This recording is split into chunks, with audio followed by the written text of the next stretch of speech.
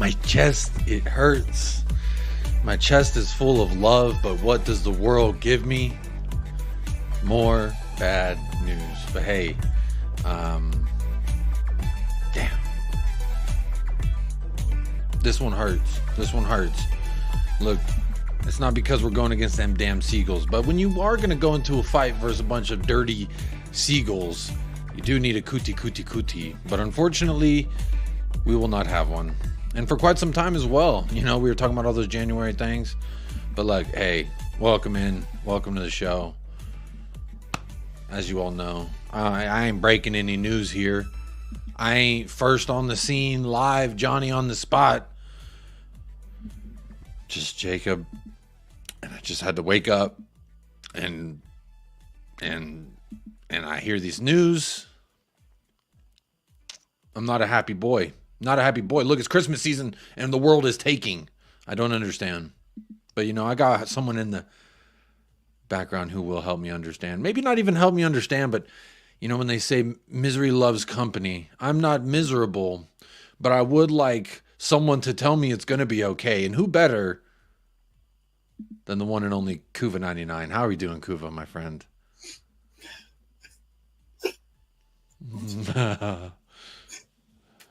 It's you know what, we were talking about it just before we started. I messaged you earlier in the stream, but earlier in the day, I mean. We had that lovely stream last night where we're bigging up the team, saying, hey, you know what, it's time to dream again a little bit. We're still in this. we just thought about it, Kuva. Get away again. We thought about it for a second. If we win points wise, we're in good position going into the new year. We just thought about it just for a second. Kuva, it's just bad, isn't it? I mean, we get into some positives as well. Where you can look at the two teams coming up. Brighton, they've got injury problems themselves. They're not in great form. And what's that going to suggest?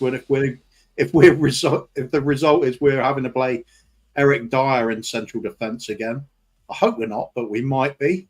We're going to have to outscore them. So when I say 7-3 before, we might actually have to try and aim for that. I mean, that's the way it goes. It might just be one of those games we've just got to outscore them because we're not going to be defending it, are we? I mean, when Brighton are on form and they're really passing it around, they've got some really sick passing moves. So I'm really impressed with them. So when they do hit form, they can cause you all sorts of problems. And I don't think some of our players will be up for that. But, hey, let's go on the other side of it. Brighton also, they can be terrible at times. They can have some matches where they look like they're going to concede 10. They were dreadful against the Gooners the other week. They're also both teams are kind of there for the taking at the moment because of injuries and suspensions. They're just not quite the same right at the moment. So could be a fun game. Could be. But no QT. You know what would have made it more fun? You know what would have made it more fun, Kuva? If my boy Kuti got a goal. Yeah, that always makes it more fun. Can we just take a moment?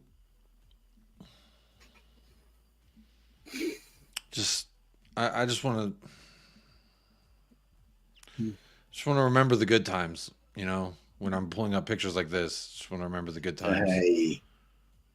You know, just want to feel the love like we were feeling earlier this year. Vice captain. You know, some people may say he's not the best in the world, but you know who would say he is the best in the world? Lionel Messi. And that, I'll take that. But it's very unfortunate. The world is being robbed of raw talent, emotion, and el pasión, in my opinion. The world is being robbed. We are all being robbed right now. Latino love, isn't it? It's it's all there. Yeah, I mean, it's hurting right now. You know what's just occurred to me? You know that video you did for Destiny a Doggy, then the new contract? Mm-hmm. I think, well, not necessarily a video, but a post. Just do one for Romero's return from injury day. I'm going to do a whole video when he comes back. That's a great idea. Kuba, that is a fantastic idea. What I'm gonna do is when he comes back, I'm gonna be like, "Happy CUTI Romero Day." It's I'll like a post it brand to new, Lee Gunner. Yeah. and then I'm gonna say it's like a brand new signing. It's like a brand new January signing. We just got our man back. That'll be fun. That'll set off a I'm up few for that. people. I'll happily join in with that. We'll just wildly celebrate every tiny bit of news. You know what? Why not play the clip? That'll make us feel better. Destiny Adoji. Oh, yes. Oh, Destiny Adoji Day. Hey. Idiots, man. Hey, you know what? It did put a smile on Yeah, my face. yeah, I love Hey, I played it, and while it was playing, I know you can't see me in the background, but I was smiling because, hey, Destiny Doggy Day. That does make me feel better. Shout out Lee Gunner. Appreciate that, my friend. Oh man, that's tough. It's a tough one. Shall we say what's up to the chat? Big up Ethan. I see this is the first comment I saw when I went to the comments tab and I saw we're cursed with some broken hearts. And honestly, broken heart emoji is basically where I've been today in the regards to when I feel about Tottenham. Like I saw Sean was live earlier, and I was listening and I was just like, man, I can't listen to anything without feeling very droopy, not real pep in my step, spice to my ice, you know what I mean? It was more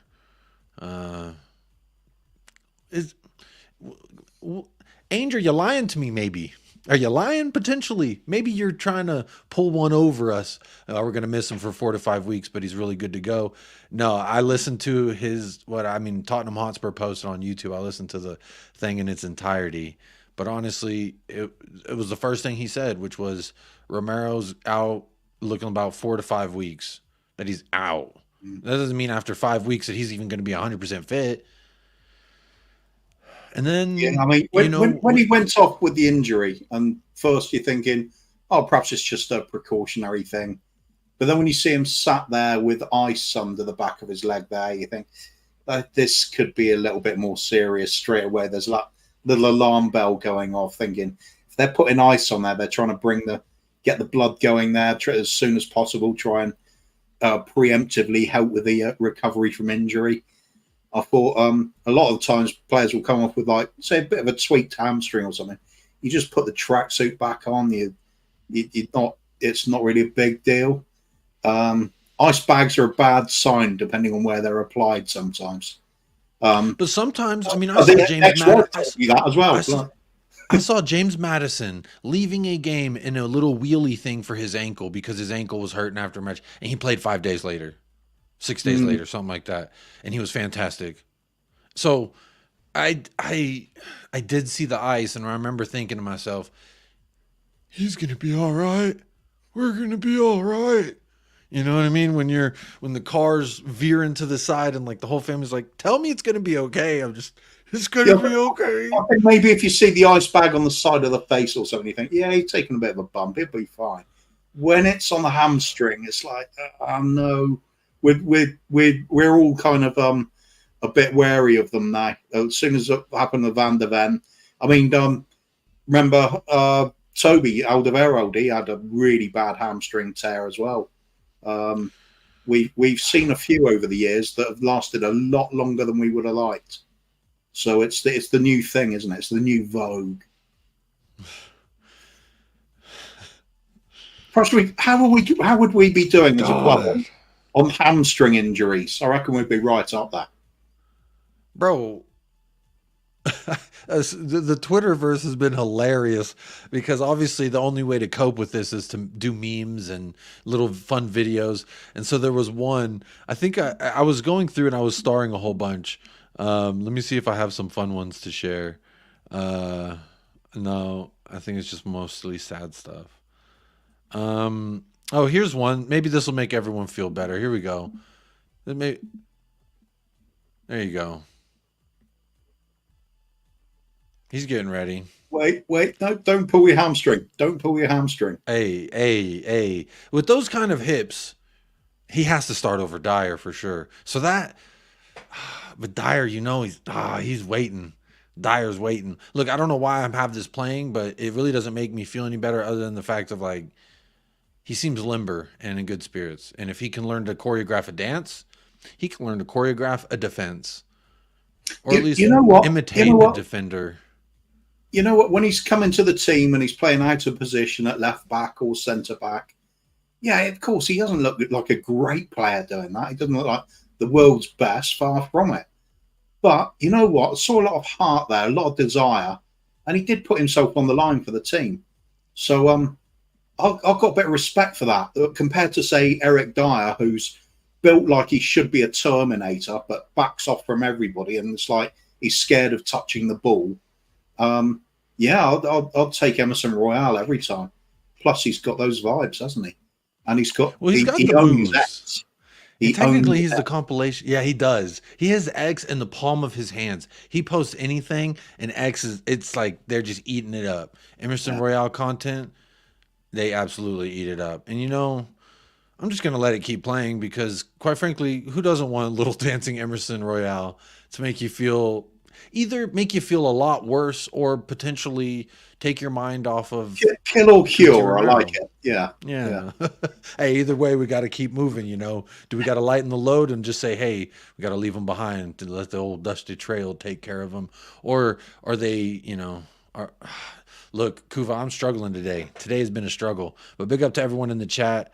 You know exactly what you're watching, LFC for the double. You know exactly what you're watching. This is our hope. This is our hope. This is our really our only hope, Kuva, because if this man doesn't start and it's Eric Dyer, I know for a fact that's not going to be a fun match. But we were talking a little bit backstream about this, Kuva.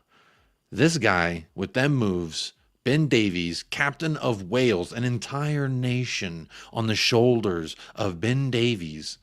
They locked down Erling Haaland, the eventual Golden Boot winner. So am I crazy to think that potentially this guy right here busting a move that he could lock him down? I mean, Evan Ferguson, are we going to worry about this? You absolutely are crazy, but you're my kind of crazy. Let's see it. I mean, if it's possible, even if it's unlikely, still back it. Let's do it. I mean, he has stepped up for us a couple of times. It's not a one-off thing. If you, I mean, he's that kind of bloke. If you were in the trenches, there's warfare breaking out. You'd prefer to have somebody alongside you like that, rather than an Eric Dyer, wouldn't you? Or maybe not. I could hide behind Dyer. He's more likely to get shot. I know, that's a hard question, Kuva. You asked me that, I'm like, I don't know what, because I'm just watching him do this deal. Like, better to go down with good vibes than next to Dyer. That's all I'm saying. Hey, yeah, it's better to get shot with a smile on your face than being like, posting on X and styling it attack. Yeah. Then this, I mean, this was Ainge's actual face when he was walking behind Eric Dyer a match. So this was, you want this look on your face? Or, you know, maybe potentially a smile. I don't know. Emerson Royale triggers a lot of fans, Kuva, if you didn't know. A lot of fans, they see him and they get real upset. I have called him in the past one of the worst signings we've ever made. And it's an embarrassment to watch him try and play football. I have said that. But you know what? He's worn me down. I know I get it. He's the vibe. He's the feeling it gives you. It doesn't matter that he's crap. It's that's fine. It's just it makes you feel warm on the inside because it's all just a bunch of fun.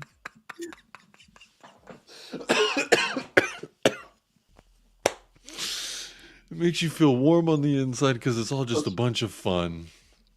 That's right. Look, what more could you want in a player?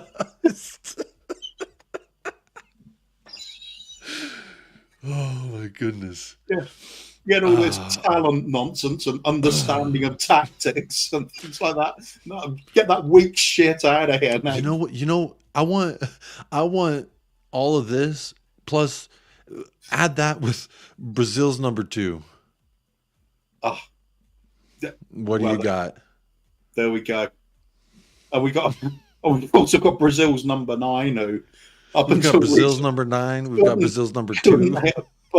Door with from 3 yards away, and you know we're really picking them out, aren't we? But big up to both. They're stepping up at the moment. Richie's on fire. I think he's going to score again against Brighton. How about you? Yeah, he seems in good spirits. He was playing a little ukulele the other day.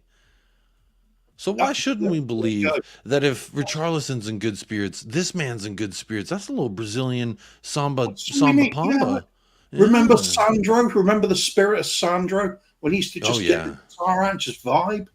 And that's all we need. Brazilians who can just play a bit better samba. Well, forget about the football. That's just something that may or may not happen. When he does this with the ball at his feet and finishes it with a no look, compilation king. Can't wait for that comp. Yeah, it will draw. It will be great. Of course, the pass goes to no player as well, but that doesn't matter. It's the thought, isn't it? It's the it's definitely the thought. He's got that range of passing that he can only call good vibes. Let's see. I did. So this is someone replying to. Hang on, let me take this comment down. I'm gonna say what's up to the comments in just 1 second. It was Fabrizio Romano's tweet. Bad news for Tottenham. Cristian Romero will be out 4 to 5 weeks due to hamstring injury. And it's lovely. Look. Fortunately, the bad days are over. Now it's time for even worse days. So, hey, don't worry. Those bad days, it's over. But what's ahead? Even worse bad days. But not those bad days that we're having right now. So, a little hope there for you, Kuva. Yeah, I mean, I've had Chelsea fans saying their injury crisis is much worse than ours. But, yeah, they have got a lot of injuries. That's true. But look, we're already recycling our injuries, making them happen again and again. If we're getting short on, if we're getting short on lack of players, if you like, we'll do something about it. I'm sorry, I'm watching it. This was classic WWF. They said this is leaked footage from Tottenham's medical center. What have we become? What have we become? Look at that. Yeah. All January, we won't have any of them. How's that for fun? No captains at all. Yeah, no captains, no vice captains. Hey, everyone in the chat. Sorry, I've been kind of neglecting the chat. I've been super down about this Romero thing, but just looking at Kuva and laughing along with Kuva while we discuss it's actually quite helpful. It's quite nice. So thank you for being here, Kuva. Make sure you are hitting a like on the video one time if you have just got here, or if you're watching this back on replay. Commiserations, I would say. But look, I got so many questions, but I guess my first one, and for you and for the chat, who's captain? Where's the Ben Davis? Ben Davis, gotta be. He's got the experience. He does at least put himself on the line for the team. I think Davies? It's 2023, and we're talking about captaining Ben Davies. How are we here as a club, Kuva? It's just what we've got, isn't it? How are we here? We're in 2023 talking over several years. Now we're reaping the fruits, aren't we? Yeah. This makes me so upset that we're talking about, is it going to be Ben Davies alongside with Dyer in the year 2023? I remember 3 years ago, 4 years ago, I was like, I can't wait for these two bastards to leave the club, and we actually have decent players in those positions. And they're still here. And I'm still about to welcome the year 2024 on God's green earth. And I'm talking about Ben Davies and Eric Dyer again. I've just realised we've just been talking about the solution, haven't we? How about Emerson Royale and Richarlison? We're just Samba captain it. We're just, How can you feel mad when your captains are busting out the music and the moves at half time? You know, if we're 5-0 down, it's like there's some sweet vibes going on in that dressing room. Hey. Who cares? We'll just say, well, it's Christmas. Or it was. Maybe Christmas in spirit, but I feel like Krampus came to visit Tottenham this year. I don't know. Captain-wise, though, seriously, we've got a kind of nobody that gets. Hell, man, I'm finished. This was a tweet I thought it was funny. It says, "Waking up and hearing the Romero news." Jesus Christ! Fucking hell, man, I'm finished. So Twitter was a lot of fun. Twitter was definitely a lot of fun, but sorry, Kuva, I interrupted you. I was actually trying to find something else, and I accidentally clicked share screen, and I had to. You look at the key players that are going to be missing, not just the captain and the vice captains, but all the other players with some experience. So players like Perisic, he won't be there. He could have been an obvious choice to have the experience for captaincy, but we're going to be picking sort of players that either you don't see as a natural captain, or certainly the managers haven't either, or it's going to be some youngsters. I mean, I wouldn't be against Vicario. Yeah, fourth option here for you, Kuva. Just watch what I'm going to show you. Says Postecoglou starting himself for Spurs because he has no more players left after our 57th injury this season. Could he wear the captain's armband, do you think? You're damn right. If he wants it, he's wearing it. Oh, if he wants it, he's wearing it for sure. Look, Postecoglou did play central defense in his heyday, so for what it's worth, it's maybe an all right move. But I thought that was kind of fun as well. Look, I'm trying to. They say if you don't laugh, you'll cry, right? But Kuva, for you, you're saying give it to Richie? Yeah, Richie and Emerson. That'll do it. Look at dual. We'll make Ben Davies captain for his experience, but then Richie and Emerson for a bit of team morale. Yeah, you did say Ben Davies. That is correct. You did say Ben Davies. I think Richie, he busts out the guitar. Emerson starts like doing a few moves. Yeah, I think it'll be entertaining. It'll just keep troop morale up, won't it? When that fifth goal goes in the back of our net where Dyer hasn't seen it. Yeah, that'll be fun. That could be good for everybody. Good for the family. You know what brings the family together? Like the holidays, some heartbreak, and tragedy. Those three things work together in such a trifecta that can really pull you in make you closer as a family. So why not? Let's see what the chat is saying. Again, big up everybody in the chat. Apologies. I have slightly neglected the chat today. As you can see, still got the Romero kit, still coping. Hey, we'll cope together. But Romero, I know you're not watching this, but te amo, te quiero. Lo siento máximo is what I would say to him. Nathan, the Spurs fan, says give Vic the captaincy in January. Hypernoise is saying Vicario. And yes, I am absolutely crushed. So we got some Big Vic. Daniel Sandoval says Vic, no captain, my captain. Very well done there, Jamie. Big up, Jamie. Pedro Porro, could he be a ringer for? I mean, he's got the passion. He's got the fire inside to really he lifts up the crowd in times in which we are looking low. Do you think Pedro Porro could be a contender for potential captain? Yeah, don't see why not. There's a few. How about Decky as well? He's certainly one that runs his heart out of the team. He could. He's been here a little bit of time enough to usher in a new era, so to speak. I could see a Decky as well. Ren says Ben Davies. She agrees with you.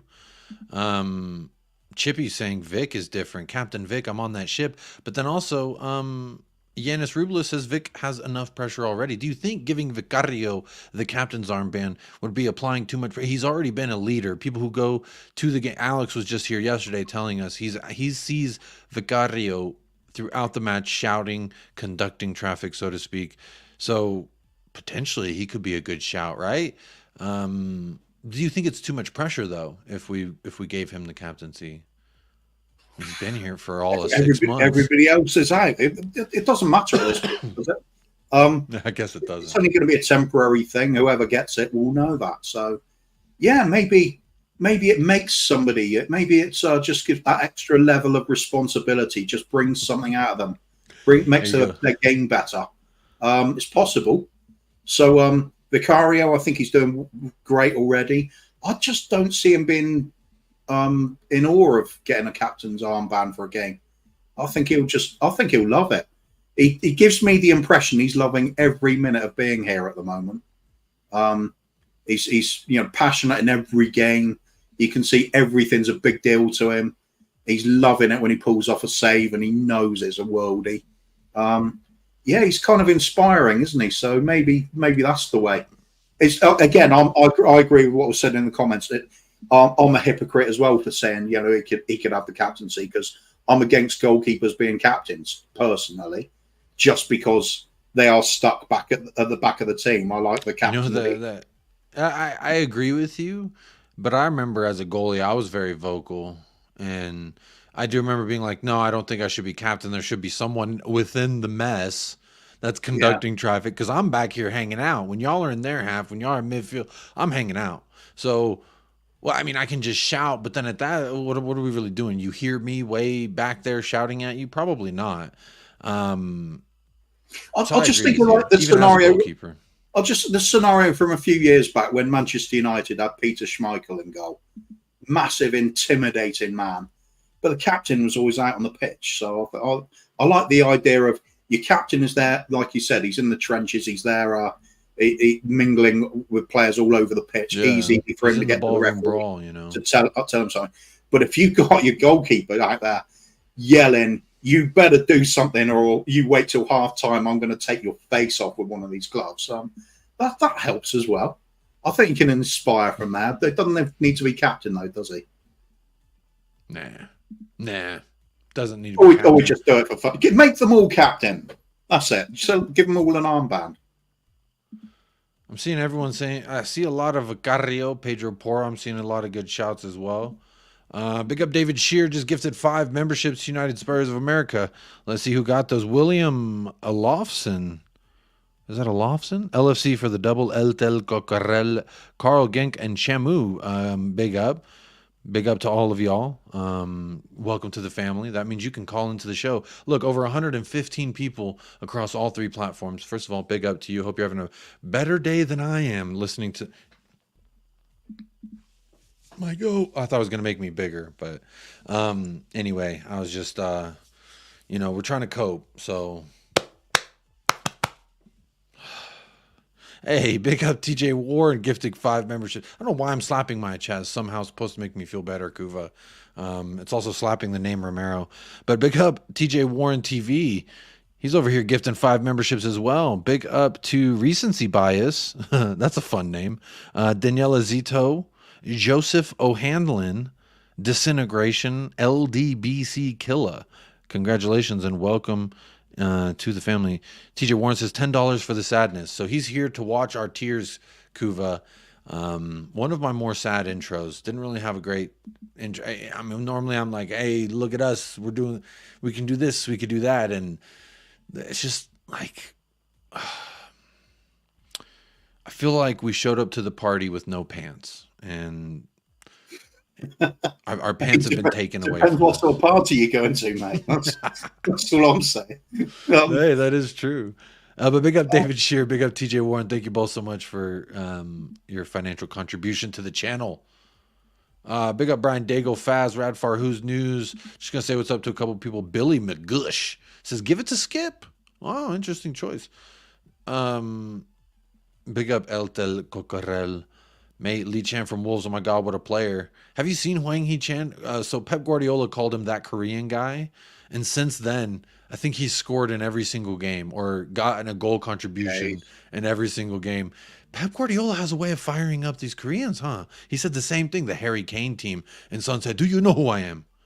And to this day, that's the eternal question I have for Pep Guardiola. I like that. Do that one again. Do you know who I am?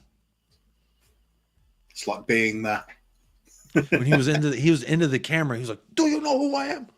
And after he just knocked him out of Champions League, come on, doubting Son. You acting like Son ain't a key contributor. And guess what? Do you know who I am as I score the game winner on your head top? Pep Guardiola. Excuse me, Pep Fardiola. There's a picture I have. Is this the right one? Nope, that's Vicario and Callum Wilson. Damn it. I like that one, though. It's a good one, but I have this one. I thought I uploaded it, but I didn't. It's Son and him, and instead of Callum Wilson's head, it's Manchester City's logo. So that's kind of nice because Son has that entire club in a chokehold. Love to see that. I almost ended the stream. Big up, everyone in the house. Let me see. Anyone else got any Kulu for captain, says David Shear. That's a good shout. Vicario, better captain. We got a lot of... Maybe I should have done the poll like that. But right now, the poll, thoughts on Brighton versus Tottenham, I was pretty depressed when I was making this poll, so it isn't the most colorful, and I do apologize. Thoughts on Brighton versus Tottenham.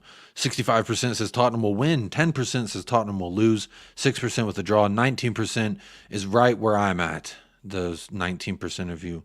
I'm still hurting about this Yep. CUTI news. What did you vote, Kuva? That was my vote. Yeah. That was your vote? Yeah. Oh, man. Don't feel bad about slapping the shirt because it's got his name on it. That's the equivalent of you chest bumping him. Yeah, like a pat on the back, too. Like, yeah, exactly. You've got this, you know? Yeah. And you know what upsets me the most, Kuva, about this happening?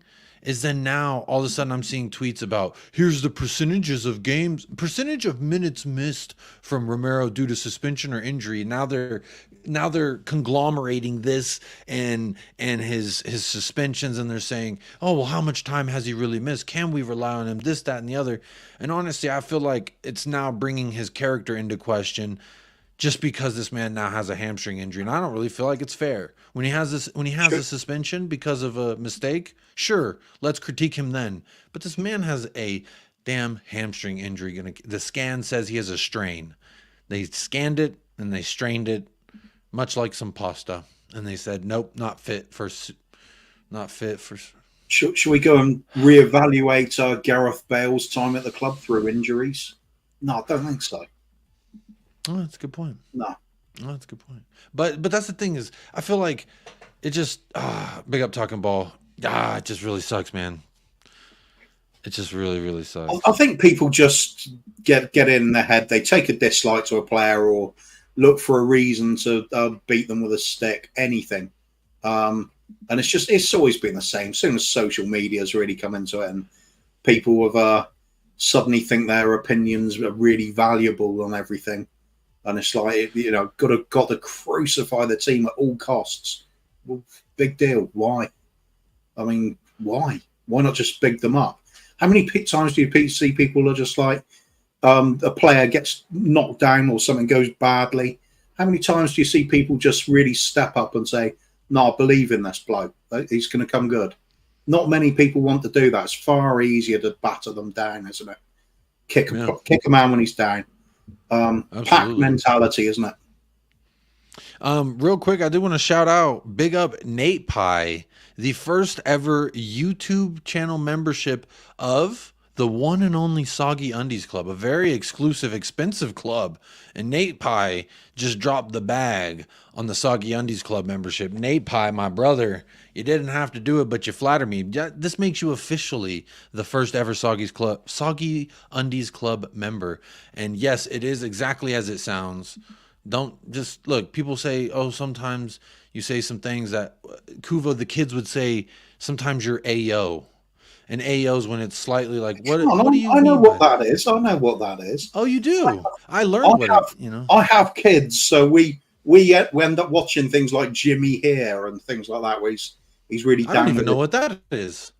I'm getting older, Kuva, so I'm falling out of touch. It's this American bloke, and he's got really long hair and he's got beanie on top of that. Kind of your vibe at times, I think. Hey. But, and he's just into all the really silly, stupid stuff that kids find so funny nowadays. Humor I don't understand. And I'm watching a lot of these things with my kids. They're laughing their heads off. And I thought, what? I don't understand what's funny about this. You know you're old then. You don't understand what your own children are laughing at. And it's like, oh, well, it's some really strange stuff nowadays. See, Michael, he used to be the one to keep me up to date. I'd be like, hey, I saw this on Twitter. What does it mean? And he helped me keep up to date with the terminology. I see LFC for the double said pause when I said Soggy Undies Club. What do you mean by that? I know people may be wondering, what do I mean by that? But don't worry. If you know, you know. And Nate Pie knows because he's got the membership. Merry Christmas, my friend. Nate was sending me some pictures of his beautiful family out there on vacation. Not going to say where in case people are trying to track down the one and only Soggy Undie Club member. But see, I don't even know I'm not even used to saying it because this is the first one. So big up. Big up Nate, my friend. Appreciate that. Again, appreciate y'all spending some money here on the channel. I do appreciate that support. Look, y'all, we're getting it in before the year is over, and I appreciate y'all being here. But if you don't want to do the financial thing, don't worry, you don't have to. You can still support the channel, but hitting a like, hitting a subscribe, and make sure you are sharing the video. Sharing the video actually really helps, and apparently YouTube keeps real. He gets. Sorry, I was reading a comment there, it threw me off. But I don't even remember what I was saying. Sharing I love that. the video. Isn't that great? I love ADHD. YouTube loves you sharing the video. Yes, YouTube. Yes, I found out that the algorithm really likes it when you share the video. So even if you send it to yourself, that counts as a share, and it keeps track of how many shares you get per year. Like, I think I only had like 220 shares or something, and it's probably mostly me sharing my own damn video around, promoting it, saying, "Hey, I'm live." You're gonna like share it the more. video. You're making yourself a better vessel for advertising, aren't you? So yeah, of course they got. Yeah, Indeed. that's why they like it. Yeah, this is why they like it. But big up everybody in the chat. I'm super behind in the chat, but I see y'all here. Poro, Wara Captain. Are we saying Poro? I know we're still talking about. Big up TJ. Appreciate it. I don't know. I'm so behind in the chat. I'm just gonna catch up because I hate it whenever I'm like, what are they referring to? What does he mean by that? What are you referring to here? But big up everybody in the house. I got some more stuff I do want to run through, and then obviously Kuva. For as long as we've got you, we do need to preview the match a little bit. But we did talk already a little bit about who's going to be our captain in January. But I guess in the most immediate future, we don't need to know just yet because it will be Son. But if Son gets subbed out, who does he hand it to? Ooh, we may find out then. Do you see this? I think if in doubt, go with experience. That's the way it should be, really, isn't it? At a football club. So the players that have been there the longest know what's required, even if they're not capable of doing it themselves. They might be able to captain a little bit. Who knows? Maybe give it to Eric Dyer just to see the look on your face. I don't know. Yeah. Okay. Perhaps not then. Ben Davies is a better choice. And again, the fact that we are in 2023 and we're still talking about it is absolutely shambolic. Could we still go third? I think we go third, right? Yeah, see 2-0 Spurs. If we win by 2 goals, we jump Aston Villa and we go third. Jump City and Villa. That's how mad this is at the moment. We've had this crisis for several weeks now. Didn't win for what? 5 games in a row, was it? Was it 6? I can't remember. For at least 5 anyway. Oh, look at the way we've capitulated. Season's over all of a sudden. You know what? We go third and potentially we could be just 3 points behind Liverpool there. If they're first. I mean, Arsenal could go ahead again, but even if they do, it's only 4 points. So, I mean, we win against Brighton and then we win against Bournemouth. That's us keep plugging. That's us plugging away. That's us keep going for the top spot. It's as we were saying last night, it could just be one of those seasons where you just don't need to be all that good to win the league because everybody's throwing points away.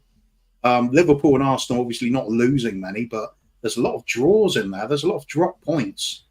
So we just keep winning games. We're going to keep climbing the table. It's easy as that. Question is, are we going to have any players left come the end of January? And do we sign anyone? I think January is the interesting question, isn't it? Because if we do buy in a couple of players that are desperately needed, and we'd, let's say, a centre-back, another striking option perhaps, something like that, that could be a sign of intent that we're actually going to have a little nibble this season and see if we can actually get over the line. You never know. As you keep saying, if you keep yourself in the mix and with, say 10 games to go, you're within a few points of the leaders, you are in it still. Mad People things were already saying Villa. They were saying you can't deny that before their last 2 results, the draw to Sheffield and the loss. Look at that, hit a like. Make sure you hit a like. Their loss to the draw to Sheffield, and then their loss to Manchester United. Now they're laughing at themselves because they consider Villa in a title race. And it's interesting just how different they talk about people, because when Spurs were top of the league, they were saying, no, when we're in and around the same spot, we're just a couple, we're one win away with a game in hand from being equal on points to Villa, who are apparently in a title race, and will be above them, be above City, who are also in the title race. And I understand why, but like, it's just interesting to me to see how people talk about clubs differently, because, oh, it's Spurs. Of course they're not in a title race. Of course Spurs can't win it. To me, it's just, I love the finality all these people have, this crystal ball. I mean, if you looked in previous seasons, I feel like anyone can get it this year. Anyone can fucking get it right now. If you looked in previous seasons, remember when City and Liverpool had that amazing charge together at the top of the table where they were both on these massive winning streaks, and it just went on and on and on. I don't see teams doing that this season. Neither of those teams look like they're going to do it. They're constantly dropping points. This is up for grabs. Any one of about 4 or 5 teams, and I will include us in that if we get a huge slice of luck to go with it. But anyone that can string a lot of wins together at a crucial point in the season, they can suddenly hit that first spot. Then it makes a very interesting last couple of weeks. Can you hold your nerve at that point? That's shaping up to be that kind of season. Of course, history suggests that perhaps a Liverpool or a Man City do go on another winning streak. That is possible. Of course it is. It may be Arsenal do. They could do it as well. But to rule us out at this stage when nobody is so far ahead that you're just thinking, oh my God, can't catch them. There is no club doing that at the moment. Everybody's dropping points. So we get back on the horse now, and we've won our last couple of games. After that complete disaster we had, where we're completely written off, who knows? There are mad things happening in football. This could just be a mad season. Yeah, could be mad. Scott M, big up. Scott M says, don't worry, less than a 0% chance. So we will, I like that. I didn't know you mathematically could do that, but here we are. Big up, Scott M. I suppose you could if you concede the game before you play it. Again, I always say, I want to know, send me the link for this crystal ball that everyone has. Now, I know logic and numbers and shit would probably lead you to be like, yeah, they probably can't do it. And you're right, we probably can't. It's likely we won't. But, hey, you never fucking know. Sometimes a cookie crumbled just funny. Look at Leicester. And we're more well adept to deal with a successful run like Leicester, and then when we fall off a little bit, not completely fall into the championship. We're at least built for that. So if Leicester can do it, why the fuck can't we? And yeah. I'm looking at and I'm listening to what people are saying, and I'm watching these other clubs, the other contenders and stuff, and I'm just not really convinced by anyone. I'm not saying I'm necessarily convinced by us, but they're as convincing as we are. You know what I mean? Like, people are saying, oh, they, there's no good, I think I heard something like there's no good, really good squads anymore. It's just everyone kind of fumbling around and getting results. And that's just kind of how it's, and to me, if that is the case, or if it is the case that it is such elite competition that they're making each other stumble, whatever the case may be, Kuva, I just really feel like we're not really at it till we're out of it. You know what I mean? That's it. Mathematically, again, the mathematics are there. How can I say that we have a 0 or a less than 0%? Who was it Conte or was it Mourinho? I think it might have been Conte said, at any club, if you are still in the reckoning with 10 games to go, just see what happens. You just never know. And that it's always been the case. Strange things can happen. You can go on these sudden hit a fine streak of form at the end of the season. What's happened before with the likes of City winning it time and time again, and they go on this surge in the second half of the season, that cannot go on forever. There's going to be it will start happening where they'll have a season where that doesn't happen. Somebody else does win the title. What's that then? The end of their era? You wouldn't say that either. You'd say that it's just one of those anomalous seasons that break trends, and that's what it's all about. That's what we've got to do, is break some of our own records and disprove a lot of theories, well, not even theories, but disprove a lot of the prophecies, if you like, from people that we cannot win under certain circumstances. But it's crap at the end of the day. You can.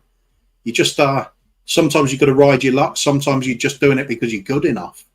For us, it's going to need to be a bit of both.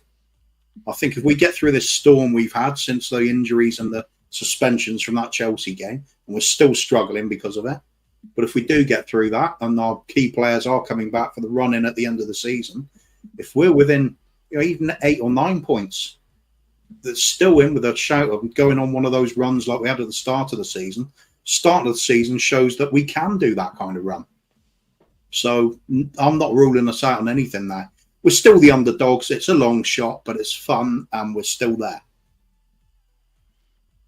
Yeah. Well, speaking of maybe not so much fun, Kuva, let's go ahead and start previewing Brighton. We're almost 50 minutes into this thing. 5-0, almost 50 minutes. So, as per usual, I want to do a little bit of a look at the lineup here. Now, I've been filling in some names while we've been talking, but there's going to be obvious question marks surrounding a couple positions. So let's, as much as I don't want to do this, let's just go ahead and get it through. Kuva, let me see. Oh, wrong window. I think we might struggle with that lineup. Yeah, this one's not great. As it is, a bit of room down our left flank, I think. You're However, right. I do like Dyer's replacement, though. See, this is why win, lose, or draw, injury, suspension, or whatever, I love doing shows with you, Kuva. Make sure you go subscribe to 3 Spurs Boys where you can find some more of Kuva.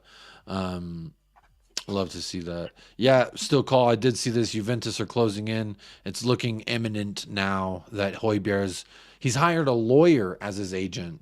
He fired his agent and hired a lawyer. This man's serious about his game time, I suppose. Must be. Yeah. Or is it just that shows how expensive agents are now? It's actually cheaper to get a lawyer. Maybe that's what it is. Maybe that's what. Are we saying Richarlison, son, Brennan Johnson? It's got to be, hasn't it? I think it has to be. I think it absolutely has to be. It's got to be Kulusevski in the middle. Yeah, Kulusevski in the middle. I love that. Sarr. I think Papa Mata Sarr is good to go. Skip, Højbjerg, Giovanni Lo Celso. Is Basuma suspended? Gone. We ain't seen him till February. Yeah. He's suspended. So we've got Skip, we've got Højbjerg. That's it. Lo Celso and Lo Celso. Oh, Lo Celso. You can choose from those. Those are who you get to choose from, Kuva. Out of the 3, I would go with Lo Celso, to be honest. Lo Celso. Let's see what the chat's saying. Jay says Gio. Big up Hugo. Shut up, Hugo. But big up Hugo.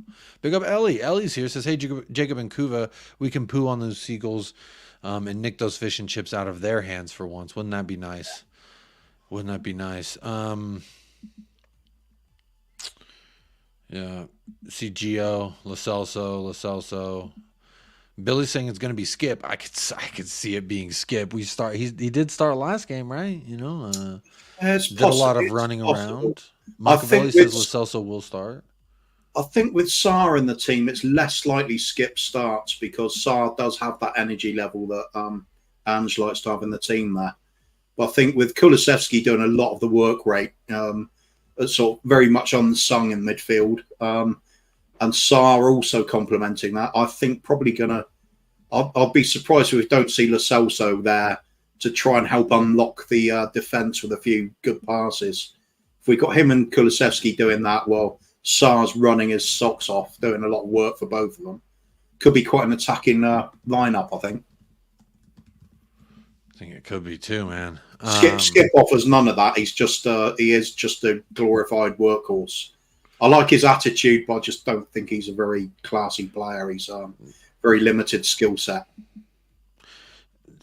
You know what he's gonna do, right? When it comes to Skip, and I don't think he offers us much going forward. He offers us very little in the defense areas, passing wise in the first half of Everton, even when it was our good half. The first half was our good half of that match. He was still giving the ball away in precarious areas. Not good enough. No way. I would start Højbjerg over Skip. Skip is Norwich level. I think that's where he can excel. I've been hearing a lot of people talking about Joe Rodon and Jed Spence. Jed Spence, by the way, has been playing backup left back for Leeds. I do still keep an eye on old bloody Leeds. Obviously Joe Rodon and Jed Spence are there, but Jed Spence has been filling out the left back, and he's had two really good. I mean, they did lose, but he did have two good. I don't think it was his fault, but he did have two really good games as the fill-in left back. Some people are saying that could be the solving of our problems to the Destiny Udogie situation. I think Ainge got a good look at Jed in the preseason and said, he's not going to work for me, and that's why he was in such a hurry to go. So. I think Jed Spence, his skill sets for me, he's good at taking a player on. He's certainly got the pace. He's got the physicalities for it. But when he doesn't lift his head up enough, and when he does, it's like he doesn't quite know what to do with the ball. Hugo's making me mad here.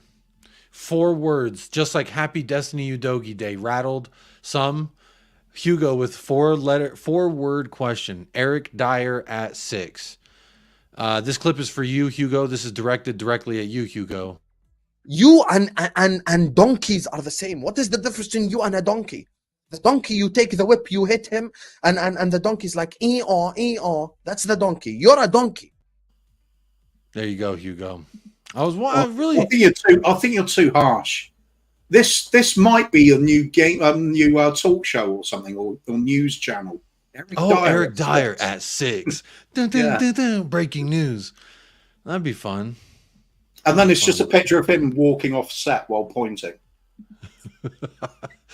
Big up Hugo. He is a member. I think he was gifted that.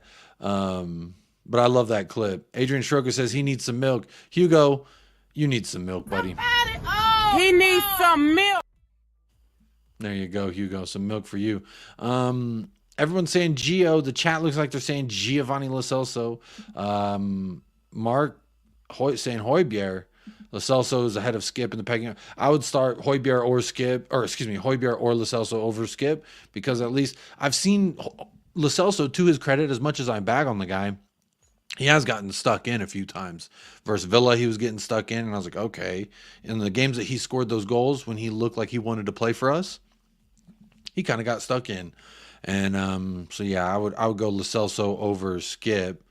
Yeah, I think Skip and Højbjerg, I don't really rate either of them, to be honest, but I think they do have at least some use to come on as substitutes when it seems tiring out and you need fresh legs on there. They will at least run around a bit and close people down and do a lot of the hard work, just making it difficult for Brighton. But that's ideal situation when you're 2 or 3-0 up and you're just seeing the game out. If we need a goal and have those to bring on, we might be in trouble. I need a Sonny hat trick. That's what we have, isn't it? I need a Sonny hat trick or a hat trick of goal contributions. We will get into that in just a little bit, so don't you worry about that. Kulu Sar Lo Celso for Ellie. All right, that's going to do it. I think everyone... Billy says 100% be Skip. I hope you're wrong. I just thought he was not good. So for the sake of democracy, I'm going to put Lo Celso. So there you go. There's 2 Lo Celsos? There's another Lo Celso. Hang on. Did you see that? There's 2 of them. F Lo Celso and a G Lo Celso. I don't know who the F. Fernando, maybe? I don't know. Don't know who that is. I've got it. It's the before and after, isn't it? You're saying, who can play here? And you go, G Lo Celso. And then he has a bad game and you go, F Lo Celso. F Lo Celso. Yes. That's what it is. Gio.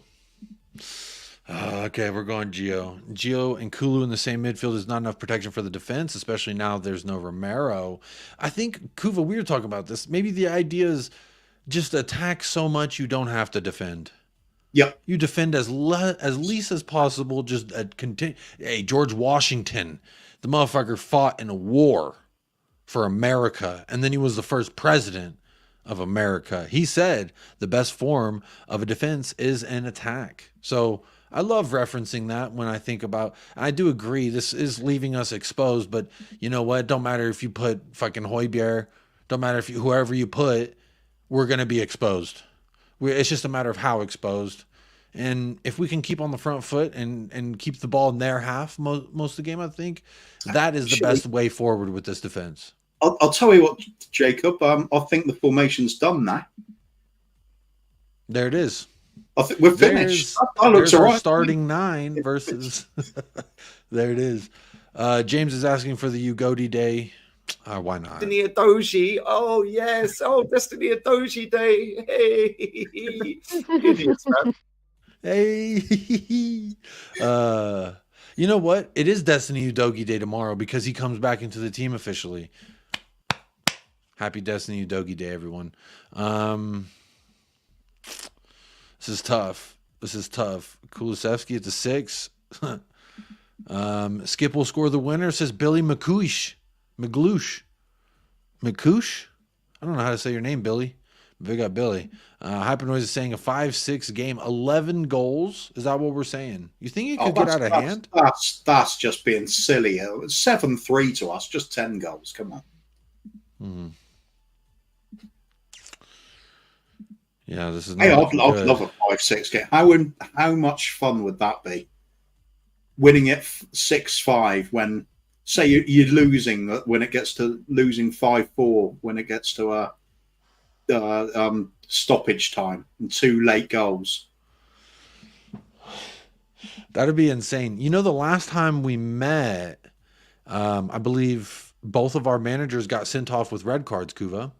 Both of our managers, right. Roberto De Zerbi and Stellini, saw red for a little. Well, you say managers, but like they had one. We had a backup to a backup, really. Stellini, hey, he may have been a cardboard figure in the windowsill, but at least you could say there was someone there.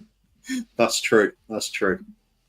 That's kind of fun. God, I hated listening to those press conferences because I'm like, bro, not only do you not instill any hope in me, watching you actually makes me depressed. Like, looking at him made me depressed inside. Just a little bit. Big up Swim Master. I see you here. Big up Minchi. I see Minchi. Machiavelli. Everyone. Hello. Look, we do have to pick 2. So, look, Ben Davies, he's had, 2-3 good games? So, I think the captain of Wales, we can go ahead and just slot him right in there. Let's just put him in there. He's a warm body. I think he deserves a bit of love this season. I think he's come and done a good job for us. So we're not expecting him to be the next Maldini or anything. And sure enough, he hasn't been. But he puts himself on the line. He gets in the right places. He cannot help being slow.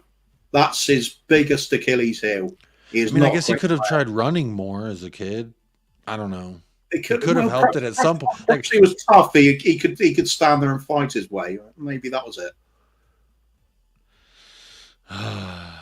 Who knows? But I think he will look okay though, because he's going to have a doggy there to help him out. A doggy will have a lot of that recovering pace. Sar's in the team. He'll be keeping an eye on him ahead and looking after some of those quicker players.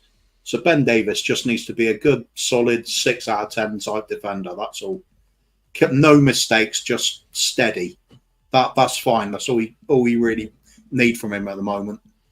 Brighton have got their injury problems as well, so they're going to be struggling too. This is the next big question, and it's a great little segue here. Big up Daniela Zito. Jay says Phillips needs a chance. If not now, when? How will we know if they're good enough if they never get a shot? There was a comment earlier that said, let's remember, Jacob, Harry Kane got his chance through injury. Without that injury, we may not have unearthed Kane as the time in which we did. So is it time for Ashley Phillips, Kuva, or could it be time for Emerson Royale? What are we saying? If it was down to me, I would already be playing Phillips and Dorrington and looking at them in terms of what we can expect next season, give them a bit of game time. But that would mean giving up on all the aspirations for this season of pushing for any title or anything like that. You'll be accepting a few losses and a few mistakes and looking in the longer term. I'd be okay with that.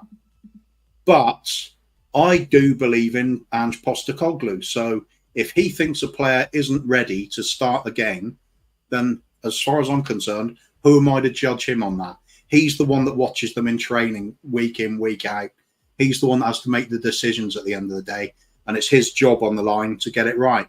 If he thinks Phillips isn't ready and he'd prefer to play, Dyer and Davis, then that's what we're stuck with at the moment. That's what our manager thinks, and I'm okay with that.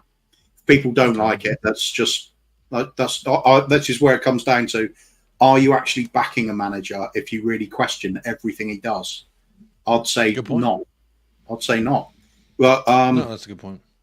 But it's also fine to question him as well if you want to. But it's just a case of if you need. I'm sure he would tell you as well. Question everything that I do. Yeah.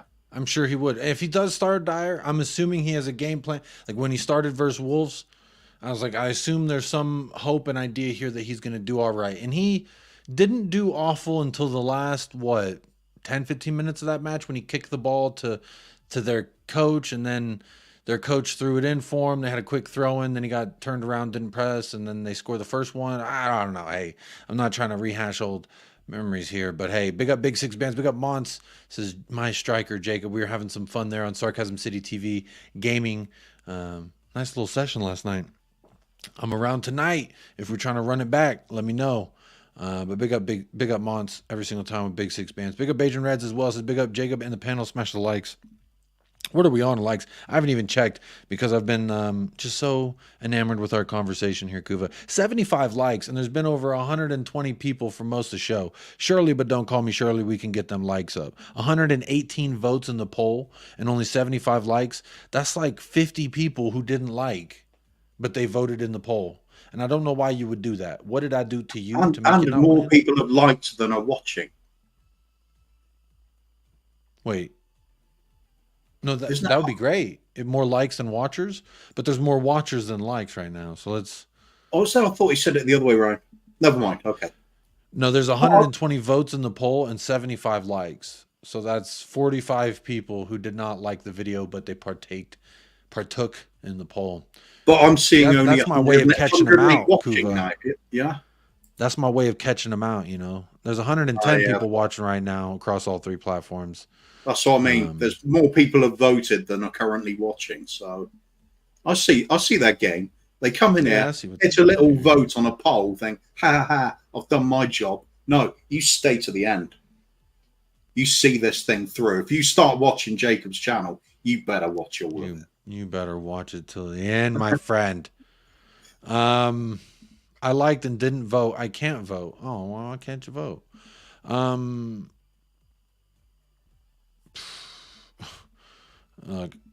Hey, good night, El Tel Cocarel. Let's look back at this lineup builder, because as much as we can just use Emerson Royale dancing to distract us from the inevitable, we do have to. I'm saying Emerson. Just leave it. I'm telling you, it'll be a popular vote. The blank? It's a protest vote against Dyer, isn't it? No, we expect he may start, but I think it's better. It's got to be Emerson, right? Look, Kuva. Oh, you're determined. You're determined, are you? I'm determined it has to be Emerson over Dyer. And I understand the argument over Dyer versus these kids. Like, I understand that. And again, if Ainge plays whoever, I will trust him. But for me, Emerson Royale partnered with Ben Davies, saw us get the result versus Manchester City. Guess who did not score? The eventual Golden Boot winner of the Premier League.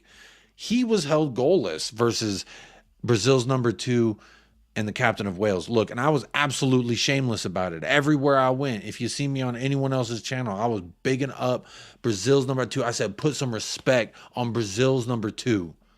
I would always prefer Brazil's number 2 over Eric Dyer. I don't give a damn if it's a toddler wearing number 2 for Brazil. I would look. There are things to back it up. First of all, there's the immaculate vibes you get from Emma Goat Royale, isn't there? So that's one thing, and we realise that is integral to what he brings to the team. So we've got the Brazilian samba influence, and that's going to see us through. But look, it's also on the right-hand side of the central defence, so it's more his natural side. I think clearly he's going to be a worldie there, and Ballon d'Or surely on the way. Ballon d'Or on the way. I mean,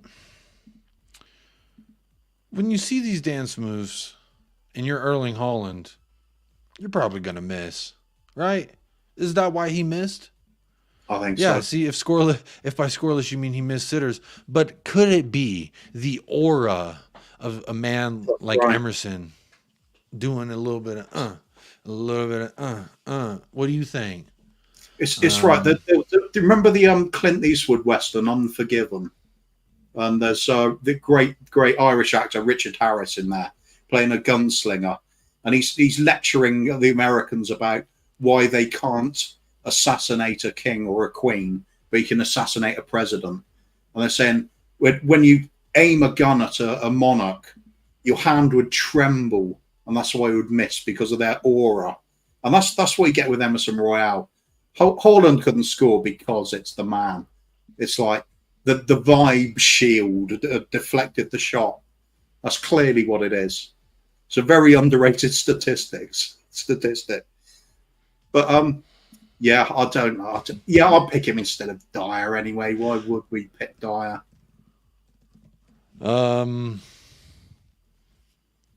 get more pleasure in watching Emerson Royale mess something up, but with good intention, rather than Eric Dyer doing nothing and watching a attacker just run past him while he points. I'll put it that way. And then when Emerson Royale does get away with something and it's really funny, that's entertainment, isn't it?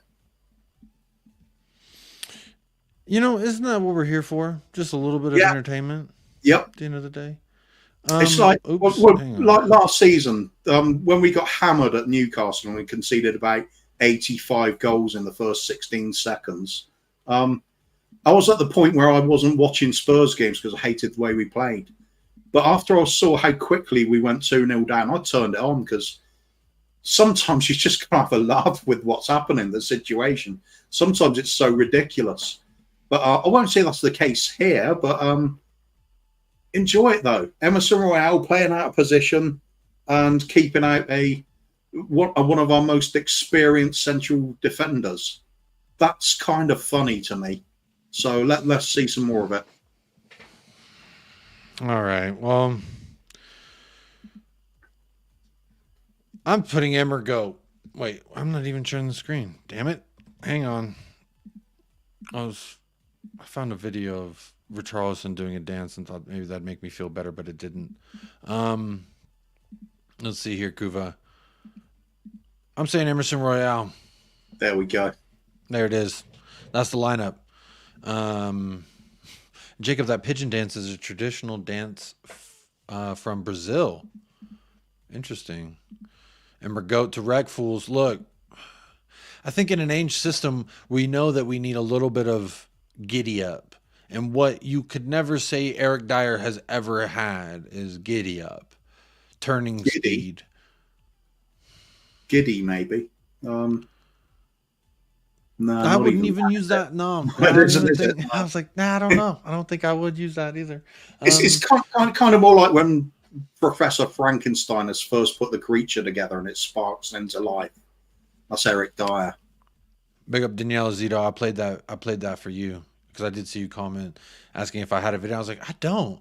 But now I downloaded one. I'm gonna edit it. I'm gonna put a little royalty-free music on it. It'll be great. Yeah, this lineup versus Brighton. Now, Brighton, they will be missing Matoma. So no Matoma to worry about. However, they do have some other people that we might need to worry about, Kuva. Is there... I mean, I could pull it up if you...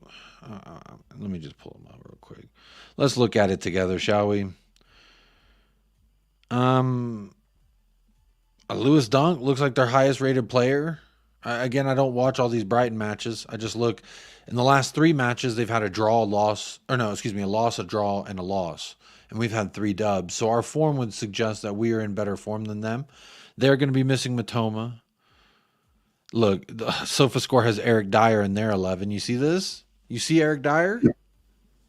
They really think it's going to be Eric Dyer. And they have Højbjerg. They have Højbjerg and Eric Dyer starting. Interesting. It's possible. It's possible. Just look at this. Just look at these missing players. Like, are you ready? Oh, that's pain. That is real pain. That. You could say they're going through a little bit of an injury crisis as well. Yeah, without doubt. I know we recalled Dane Scarlett, but he won't be available technically until January 1st. So the bench, I do agree. Mark says the Spurs bench will be interesting given that 11. It's not going to be great. I will tell you that much because I'm looking at these. Let me just rattle off some names and just say, hey, do you think that they would help us in this match? Bentancur, Yes. James Madison, Yes. Ivan Perisic, Yes. Mickey Van de Veen, Yeah, they all those Ibisuma, ones, CUTI literally Romero. all the ones on the list there. There's Ryan Sessegnon, though. I don't know. I don't know if Ryan Sessegnon. Maybe not Sessegnon. If Sessegnon was in there, it wouldn't help me feel better at all. And perhaps not Whiteman either. And but you look at the other players there, and you think at some point you'd expect to see them come on for the team. You know, when we're talking about 5 substitutes being used all the time now.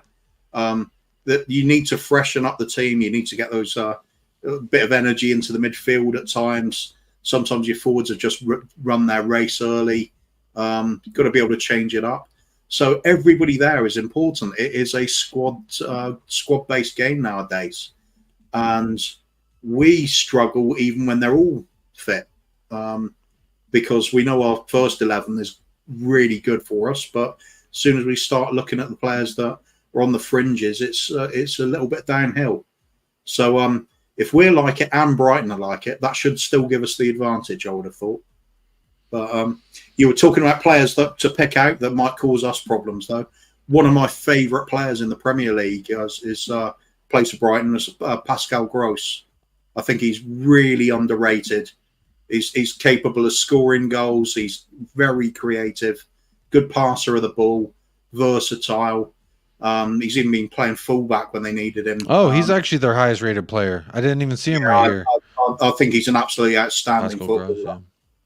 Doesn't get the credit he deserves, probably because he's playing for Brighton and not a Manchester City or something like that.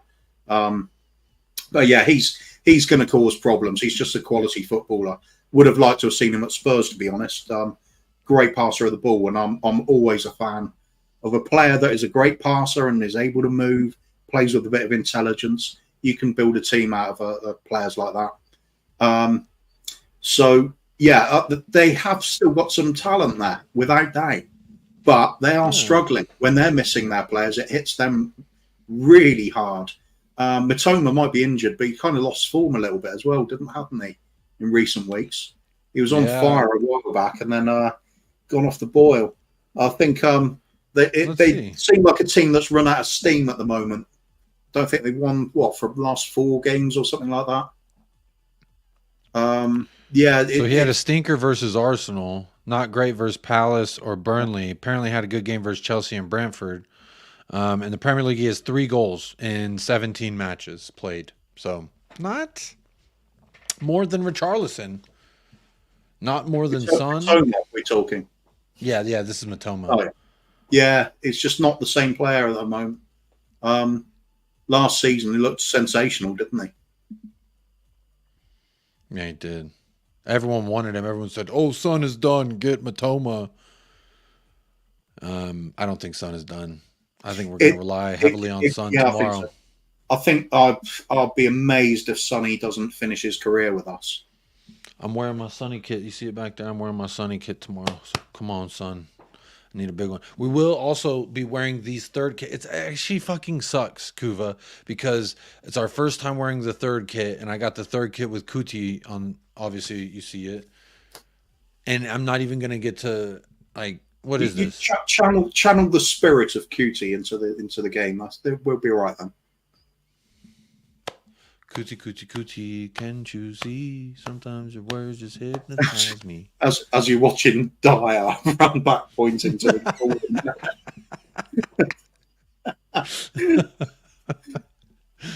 Oh my goodness. God help us if he starts. It can't be. It can't. It It can't. can be, because it can be. It can't be, bro. It can't be. I'm sorry, Ainge. I'm gonna have questions for Ainge. I'm gonna have major questions for Ainge if he starts Eric Dyer. Bro, we are trying to phase him out. You've done such a good job. And then every time they were like, "Are you phasing him out?" He's like, "No." And then he just ends up on the bench. It's like, God dang it. We were talking about what happens when we get injuries to Van der Ven and Romero at the same time. Now we're seeing those sorts of things. And I agree with you. I prefer to see Emerson Royale back in there instead of Dyer. But what happens if Emerson Royale picks up a little bit of an injury? You can't rule that out either, can you? We may just be forced into some of these players we just don't want to see, and they have to play.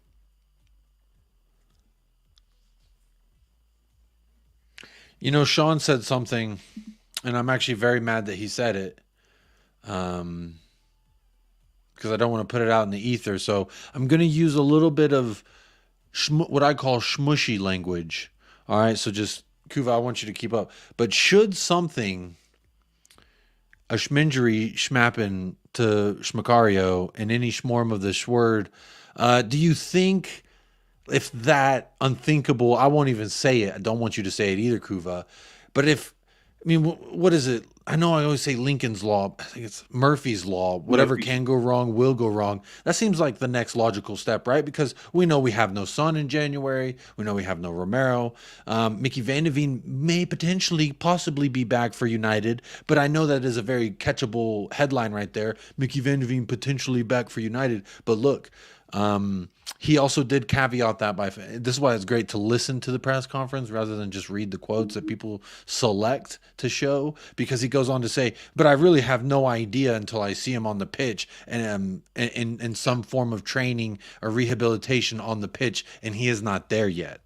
So he's saying he's not even on the point where he's touching the pitch. That first proper training session, he might just tweak something again. You can't tell. It's a worry, but got to come back at some point. I prefer him to miss these type of games to just make sure that he's fully fit when he does come back. To be honest, we've seen it too often where players rush back when they're still injured. It's not good. But in shmushy language, as you put it, if that's the scenario, my first thought is schmucking hell.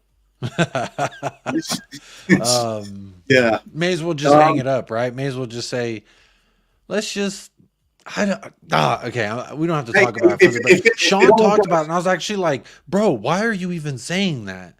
And I mean, Dry Rose Peanut says, Jacob, why Jacob? Don't even bring it up. I think as a creator, in some sense, I do have a duty, LOL, at the fact that I have to explore all avenues here. But I think I was just, it was an interesting thought process, was like, what would be the next, like, okay, now Romero, I wake up, Romero's out. What's the next piece of news that would absolutely just shit upon us further in the worst way? What is the next worst news? I would say we already know Son's gone. We got Son for 2 games max. But the next blow, I would say, potentially even greater than the loss of Son, Vicario. I mean, if it's Fraser Forster or Hugo Lloris back there, I'm actually really concerned at our goal differential. I'd say there's one that's even more critical now, and it's not one that anybody would have been saying earlier in the season. But while Sonny's away, what if Richarlison has something happen to him? No. Who the hell would play as the centre forward? Brennan Johnson, maybe?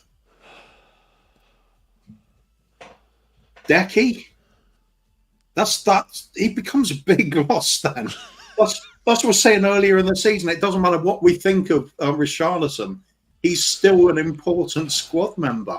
We really do need somebody that can do that number 9 role. Bro, how deep in the trenches are we right now talking about Emerson, Davies, Richarlison, save us? Yeah. Hold on for dear life. Earlier we were saying, I remember we were 10 games in, and I'm like, Madison, he's such a beast, bro. Wrap him in bubble wrap. We're going to the top. And it's like, wrap Romero, wrap Basuma. Basuma's better than Rice. I'm going shameless, Kuva, full shameless. And absolutely. then is just Look, Chelsea. we were talking about, Fucking we've got no Chelsea. Europe this season, so players can rest midweek. We might be able to do this. We might be able to sustain decent league form. It just hasn't worked out that way, has it? We're just huge injury crisis, and now we're thinking, God, I wish we were playing one game a month. We might cope with it then. But yeah, it's you just got to laugh, haven't you? As you said earlier, if you don't laugh, you cry. This is like it's not just our team either, is it? You look at the likes of Chelsea and Man United; they've also got huge injury lists. Lots of other clubs. I think I read that was somewhere earlier. 9 out of the Premier League teams have 7 or more injuries to their first team squad. Jesus Christ. That's unbelievable. I've never known injuries like on this scale before. So it makes you wonder about all these VAR stoppages all of a sudden, doesn't it? And the extra amount of time that's been put on the matches, is it taking its toll? There's a few clubs getting away with it. Not very many injuries so far. But so all the really horrible little nasty clubs like, West Ham or that scummy lot down the road, and they seem to be getting away with it. Yeah, there we go. I ain't saying it. Fuck them. Yeah. How many points are they ahead of us? Oh, they play tomorrow too. And they're only 4 points ahead of us, the jammy bastards. Yeah, can West Ham actually do something worthwhile for once and beat Arsenal? Can you do that for the love? Please, West Ham. Fucking Kudus. Mohamed Kudus is a guy in the summer. I was like, bro, we should have dropped the same price for Kudus instead of Johnson. I think Kudus is just a better all-around player than Brennan Johnson. While Brennan Johnson has some admirable qualities, some things that I really like about him as a winger, and Ainge Postecoglou clearly likes. But Mohamed Kudus, to me, was a more finished product. I feel like we're still waiting for Brendan Johnson to blossom, whereas Kudus is blossoming now. He's currently Jared Bowen was their right winger, and then they just moved him centrally to fit this guy into their squad. So they said, we don't even need a striker. Get out of here, Skamaka. I just saying, Mohamed Kudus, Ashmatic, I remember doing a show with him when West Ham had signed him, and I was heartbroken because I love the player, and now I have to hate him and wish ill on him, except for tomorrow. Tomorrow, I hope he gets a hat trick. I hope he shows the world the type of player he is and why we should have signed him. I know Chelsea was in for him too. I guess if it had to go to one or the other, I'd prefer him to go to neither. So there you go. Yeah, he was. Chippy, he was good luck finding that pizza, Chippy. Go ahead. Certainly an explosive and exciting player when he was in the Eredivisie, that's for sure. But they don't always bring that kind of form over to England when they come. You're right. Eredivisie wingers are in the Eredivisie. They look like wow. Yeah. And then they come here and they're a little bit more limited. I mean, look at Anthony. He was great in the Eredivisie, and he's a laughing stock for Manchester United right now. So yeah, I do agree with you in that sense, but I feel like Kudus is one of those. He's almost undeniable. I feel like it don't matter what. I think it helps when you have that kind of power to go with the pace as well, doesn't it? Yes, in this it's a lot league more that translates well. To the Premier League, yeah. Like Johan Bakayoko. I remember watching him when Madueke was starting in front of him, and I was like, man, Madueke was doing so well. He just scored the game winner for Chelsea today, by the way. And now Pochettino's acting like he's his fucking homie when he's the one who said, get the fuck out of here. Anyway, that's neither here nor there. But did he though? Or was that just a certain chairman? He texted me and he said, I told Madueke fuck off. All right, fair enough. And so then I see images of them. He's like, I'm so proud of my man today. Oh, I'm so proud of my man. I was like, shut the fuck up, you fraud. What a phony. Anyway, he's doing a good job at staying afloat, but not completely underwater. They are sinking, but he's keeping them afloat for now, and that's securing his job. And who doesn't like seeing Chelsea way down in the table? It's kind of fun. You're wounding me with these Pochettino jibes. I mean, look what he's doing for our club right now. Oh, that's a very good point. Agent Pochettino. Yeah, Agent Pochettino. Yeah. You and Paul from Hotspur Hippie said that same thing. Lolo Top says Jacob looks like Kurt Cobain. Hopefully before the incident specifically, but we'll No, that'll be was that too quite soon? Was that too soon? That might have been. That was a poor joke. That was a poor joke. Sorry. This is why my stand-up comedy career didn't take off, Kuva. Poor taste sometimes, but here we are. Look, we're almost at an hour and a half. It is time, unfortunately. I'll stop thinking about it now. Just thinking about what, Kurt? It's like, I've always said it was the greatest cure for headaches is the Kurt Cobain remedy. I always said Jennifer Love Hewitt or whatever her name is. Courtney Love. Courtney Love, yeah. Courtney Love, yeah. The old Courtney Love headache remedy works too. So I don't think it was him. I think it was her. That's just me personally. There is certainly a large amount of people that agree with that. Yeah. Courtney, you're out she's there. Crazy enough. There's no doubt she's about fucking that. crazy. Everyone who's partied with her, all the Hollywood celebs who've partied with her, is like, yeah, she's kind of off it a little bit. She's kind of a lot. Like she's fun to party with once, but maybe not twice or three times. So that's and she always carries around this really long guitar case with a bit of smoke coming out the end. That's how you know it's warmed up and ready, like an oven or like a pizza of some kind. Hey Kuva, Iron Maiden. Oh yes, now you're talking. Sean from Barbados, I believe. Sean E.J. Daniel, if I remember correctly, you were from Barbados. Says skip over Højbjerg all day long. Our lineup though. This is so SofaScore has Højbjerg and Dyer starting, but Kuva score. We've got Emerson and Lo Celso starting, which personally, and let's be fair. Let's be fair. My score versus SofaScore, I know a hell of a lot about sofas. Trust me. Yeah. So, and it's not even in your name. You don't even brag about the fact that you know a lot about sofas. You can just tell by my face. I know a good sofa game. Anyway, score predictions. How about we start? It is time. So chat. You want to start with me? We're changing it up.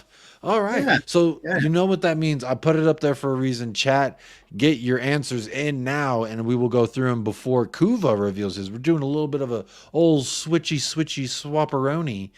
So I will give you my score predictions and goal scores, and then we'll go through the chat if anyone's got any of theirs, and then Kuva will give his.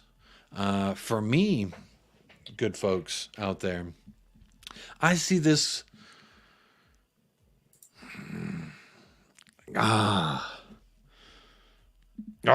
Look, Brighton have conceded like 3 less goals than they've scored 3 more goals than they've conceded.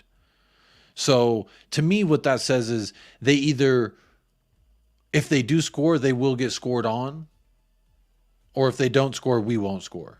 So I think it really depends what De Zerbi's trying to do. Does he think he needs to protect up against Ange Postecoglou and the almighty Tottenham Hotspur when we come and play our game plan to him? Maybe that is the way. Will De Zerbi say, hey, you know what? I got a little bit of gusto about me as well. I'm going to meet fire with fire and let's burn the whole bitch down and see who can stand the heat. He might do that. Now, if that is the case, Kuva, which I hope it is, I see a 3-3. I see a 4-3. And the 4-3 being Tottenham Hotspur. So my official prediction, I'm saying 4-3. Fuck it, bro. 7 goals. The best form of defense is attack. Don't rely on Dyer, Emerson, Davies, whoever the fuck we decide to start. Don't rely on them. Give me that 4-3 end-to-end affair. De Zerbi's ego is going to be here. Ainge, without ego, is here.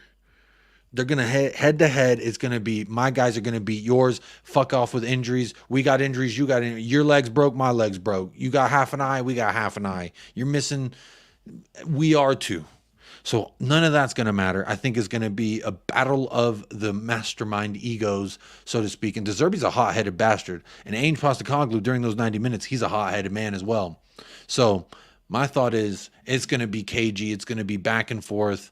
4-3 Tottenham Hotspur. I think we go up, then they come back and draw, then they go up, then we draw, and then we end up winning. That's how I think we're going to hit them, they hit us, we hit them back again, and then we hit them again one more time for the one time. So that's my prediction. 4-3. My goals. I have Richie getting 1. Keep talking.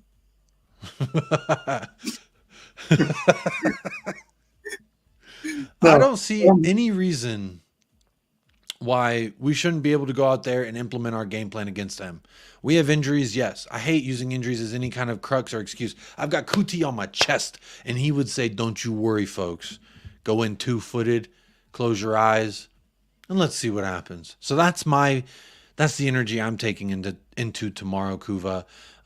Because quite frankly, the fuck else are we going to do? Lay down and die? Or are we going to stand up and fight and potentially still die? Either way, there's more of a hope of living with the latter. So I'm choosing the latter. I'm going in it, guns blazing. Let's shoot the place up. 4-3, 7 goals on the day. It'll be fun for the neutrals. Everyone's not going to be watching Arsenal play at that time because they're going to be too busy having fun watching us play. And it'll be the bigger marquee matchup than Arsenal versus West Ham. No one gives a damn about them two bummy-ass clubs, at least not me. Hold that, every single one of you. So that's my prediction, Kuva. 4-3. I got Richarlison getting 1. I got Brennan Johnson getting 1 on the counter. Sonny getting 1. And I think Kulu probably get. I just feel like it's going to be one of these guys who come in. Emerson maybe. If it's Højbjerg or Lo Celso, I see them with a point to prove, potentially getting a goal as well. In no particular order. But I got Sonny, Brennan, mystery man, whoever Ainge starts. I think Ainge is going to light a fire under his belly, and he's going to be rearing to go. So mystery man and Richarlison. I think Richarlison continues his goal-scoring streak. The man's on fire. Since his pubis surgery, 4 goals in 3 games, really can't complain. So Richarlison, let's keep it up. If not, just get in there and fucking hassle Lewis Dunk, that big bastard. Hassle him. You know, he's a really good defender. He's a bastard. So get in there and hassle him. Ruffle his feathers. Fuck him up. And you know who this guy, Jan Paul Van Hinkel? I don't even know who the fuck that is. So go fuck him up as well, Richie. That's what I say. My prediction, 4-3. I'm starting to feel 5-3. So Kuva, let's go to the chat before I start getting outlandish with my score predictions here. I'll give you some time to finalize your predictions, Kuva. I wish I'd asked you to go first now. I can't follow that. See, when he started off with 4-3, I thought, oh, yeah, I see where you're going. But then when you're going 4-3 and fuck it, I thought, oh, yeah. I'm buying into that. Yeah, that's what I'm saying. Buy the stocks now because, hey, business is booming, my friend. Nate Pie's got a 3-1. Richie Brace, Brennan Johnson, Jamie Get with a 3-2. James Paratrooper says 6-0 Spurs. Sonny hat trick, and Emergoat with a banger goal. Hey, that's two predictions for an Emmer goal. Excuse me. Sean says you remembered, appreciated. Dyer likely, but I hate that selection too. Spurs 2, Brighton 2. Why do they call it Desmond? Was there a guy who wore a 2-2? His name was Desmond. Archbishop Desmond Tutu. He wore a 2-2? No, it's just he's African. So it's the Oh, okay. I don't know who that is. I thank you for that. Little you learn something new every day. Isn't that kind of fun? I should have just wound you up and said, yeah, he did. He wore really famous ballerina. Real famous ballerina. Todd Spurs says 2-1 Spurs. Billy McCoosh says Tottenham will win. 3-1 Richie double. And Johnson. All right. Got a few Johnsons out there. A lot of people saying Johnson going to get on the score sheet. He's taking shots, sometimes directly at the keeper, sometimes around the goalpost necessarily. So let's say this time will be the charm and he will find the back of the net. I hope so. Hipanoise says 4-2 Johnson, Richie, Sonny, and Davies. Carl Gink says, unfortunately, 3-2 to Brighton. That is unfortunate, Carl. Don't worry. I hope you're wrong. You know what? No disrespect, but you're wrong, Carl. We ain't going down like that. We ain't losing to dessert. Hey, no Romero, no problem. We still getting the job done. Don't you worry about that. Sahar says 3-1. Come on, you Spurs. Ellie with the 1-2 Spurs. Kulu and Richarlison to score. Spurs King says if Dyer starts, we lose. And that's fair enough. Because if they put his fucking face on the lineup, if they tweet the lineup and it has Eric Dyer's face, my prediction, throw it out the window. Do not bet. Don't bet on my prediction. If Eric Dyer's face is on the fucking starting 11, we are doomed. It is another Wolves incoming, and we are done for. All right? So yes, I would love to. Sometimes I'd love to have my own channel just so I could do a watch along. And when the team sheet comes out and you see Dyer on it, just go right, fuck it, and just end the stream. Just yeah. When I woke up at 5 a.m. and saw Eric Dyer on the starting 11 before Wolves, immediately I was like, yeah, we're about to lose. Yesterday I was predicting jammy 1-0. 2-1 win is what I was thinking. You know, we're going to get away with another one. It's going to be some sort of United Nations, human rights violation going on there, hasn't it? I mean, having to get up at 5 a.m. and be subjected to Eric Dyer, it's no, it's not. It's not right. It's not. Now right. Imagine last year when Conte was our manager. I'm waking up for a 5 a.m. Leeds versus Tottenham 1-0 victory. And we have Winks and Dyer and the whole crew. The whole crew was there. Actually, no Winks because I think he was at Sampdoria at the time. But either way, the moot point. Mark Changur says Brighton 2, Tottenham 4. Love to see that. Yanis Rubles got a 3-2 Spurs. Love that. Love to see a 4-3, says Yanis. Would love to see that as well. Tottenham are not capable from coming from behind, but Royale is. You're damn right he is. Hey. You know what? While we run through these predictions, let's just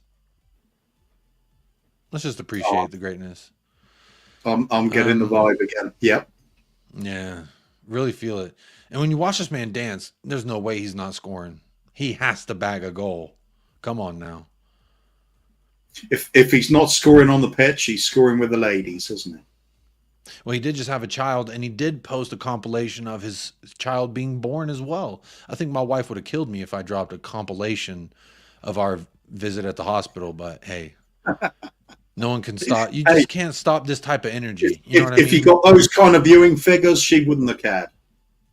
Oh, you're right. If I had tens of millions viewing my compilations, you're right. She might be like, that's fine. I'm cool with that. Billy's got Skip with the goal winner. Sun, Brace, Johnson, and Kulu from Mark. Gabriel Marshall says, Brighton have no wingers tomorrow. We should outscore them 4-2. Big up Gabriel, man. Big up. I like that prediction there. Fuck them. That's a very fuck them scoreline. 4-2. Fuck them. Rich, 3-2 to the Seagulls. Rich, I ain't seen you all day, and the first thing you saying is 3-2 to the Seagulls. I need you to watch Emerson dance right now. Not just saying we're going to lose, but also calling them the Seagulls. That's like fucking. That's a low blow followed by another low blow. Yeah, Rich, you should be ashamed, mate. Nobody should do that. That's actually messed up, Rich. Like that's below the belt. Yeah. That's some sort of violation going on there. Rich, you need some milk. He needs some milk. There you go. That's for you, Rich. Zapur says, thought it was 3 losses, 1 draw. For Brighton's form? Yeah, it's not good. In their last 5, they have 1 win, 2 losses, and 2 draws. In our last 5, we have 3 wins, 1 draw, 1 loss. So our form is better, but they only have 2 losses in their last 5. So not 3 losses and 1 draw. In their last 3, it's 2 draws, 1 loss. So I think I was wrong when I said it the first time. Hope Sarr don't get booked because then he's missing the Bournemouth game. Wouldn't that be fun? Just one more fuck you to the fan base right before the new year. That'd be fun. Chippy says Brighton 2, Spurs 4, 138. So isn't that that's quite fun. Perhaps that's the new game to play for the rest of this year. How many players will we start January with? Yeah, how many players are available? Just keep recalling all of our loanies, I guess. I don't know. Sonny Hattrick, no low block to worry about, says Huey Golf. I like that. Hassam with This Is Football says Brighton 3-1 Spurs. Hassam, this is all I have to say to you. You and donkeys are the same. What is the difference between you and a donkey? The donkey, you take the whip, you hit him, and the donkey's like, ee-aw. That's the donkey. You're a donkey. There you go. Hold that, Hassam. Make sure you are subscribed to This Is Football. You can catch me there Friday. We're doing a show. Doing El Aqua on Friday. So Be sure to catch me over there. We've got to win now. We have to. Yeah, or else I'm going to show up in a fucking robe of defeat. I can't show up to This Is Football in a robe of defeat. I need to show up banging my chest about Brazil's number 2, the captain of Wales. João Pedro's girlfriend is 15 years old, by the way, and that's who they got to lock down. So, didn't mean to put João Pedro's business out there, but I did. Just Google Pedro 15, João Pedro 15. She's some like TV star or something. I mean, he's a child too. They're both children, but I don't know what the laws are like in Brazil. But it's just nice to make fun of them. Varies from country to country, that doesn't it? It does. The cultures are different in that way. But what I would say is, if you're making millions of dollars, you maybe shouldn't be dating a 15-year-old personally. Maybe just stay single. Why not? You have your whole life ahead of you. But yeah. Hey, Sleepy Mocha says Spurs 2-1. Dyer gets a header on a corner in injury time. All right. I don't think that's happening, but wow. Right. How would you feel about that though? Unless the header is an own goal when we were winning, but that's more likely. That is way more likely, bro. Ben Spurs says Vicario clean sheet. The guy's a beast. He's absolutely a beast. With Dyer in, we will concede goals. We just need to be clinical. I don't have him in. I've actually got some inspiration for a score prediction now. You know, you got one. I'm not going for my 7-3 that I was going for. Yeah, it's a dedication result. Who's that on your chest? And what's the number? Yeah, let's go for a 7-1 win. Yeah. Yeah. And check this out. This gets back, because this is completely realistic, I'm telling you. So, no, that's the main reason for it. But the other reason is, who's the goal scorers? I'm going to go for 2 for Sonny, 2 for Richarlison, 2 for Brennan Johnson, and then the 7th goal. All 3 of them are converging, trying to hit the ball in the net at the same time. And they all kind of get a toe to it at the same time. So they're all trying to claim a hat-trick at the end of the game for the 7th goal. And they realise at the end of it, they can't sort it out themselves. So they all jump in the air in slow motion and high-five at the same time. And they just zoom in there, and then the show ends. Oh, no, that was a dream, wasn't it? Oh, no, I'll go for 3-2 then. I like the dream more because it sounded like a Spielberg masterpiece, and I would take it. R.I.P. Bishop 2-2, an Anglican bishop and theologian, anti-apartheid and human rights activist. He was a great man. R.I.P. Bishop 2-2. Yes, he was. R.I.P. Alan Bennett's got Arsenal 1, Wet Spam 2. Very nice. Question: when do yellow cards reset to 0? After game 18. Is when it does. Big up to Sam. Says, wow, Jacob, you fraud. All love. Gurky, after 19 games, it becomes 10.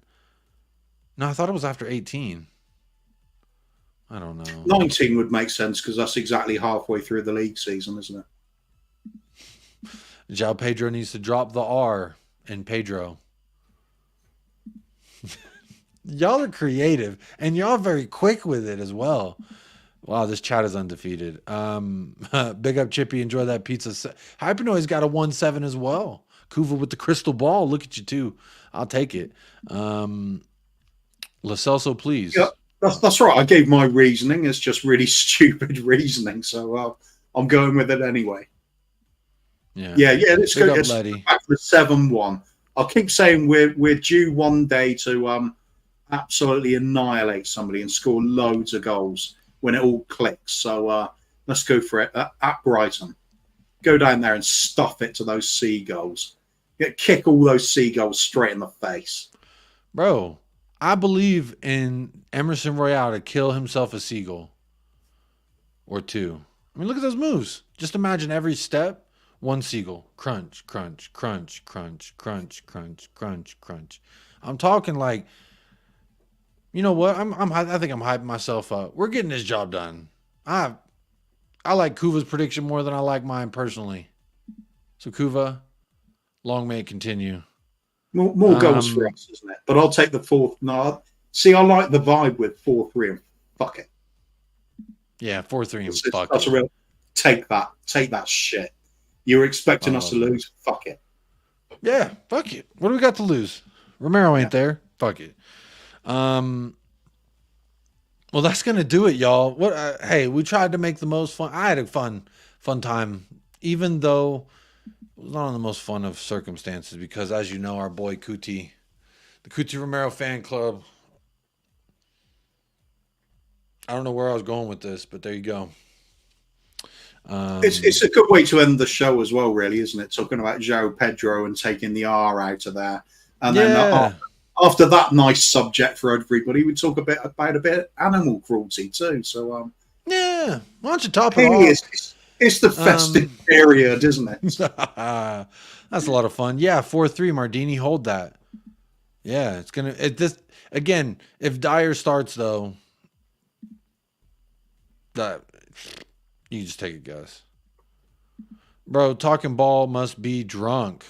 Romero is just a worse Dyer.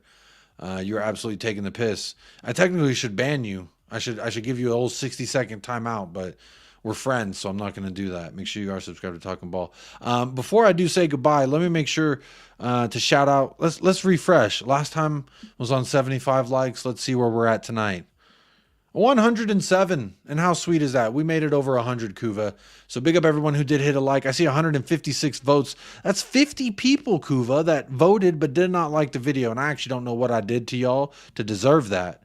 But hey, I don't know what I did to deserve the support, like David Shear gifting 5 memberships, TJ Warren and Arsenal Fraud gifting 5 memberships, and Nate Pie upgrading to the Soggy Undies membership, the most expensive exclusive club there is in YouTube. Nate Pie, welcome, and thank you so much for dropping the bag on the channel.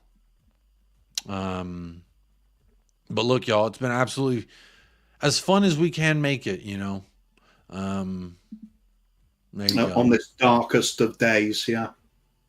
Waking up hearing Romero's out 4 to 5 more weeks. I hate it. But I am going to be ending that poll there.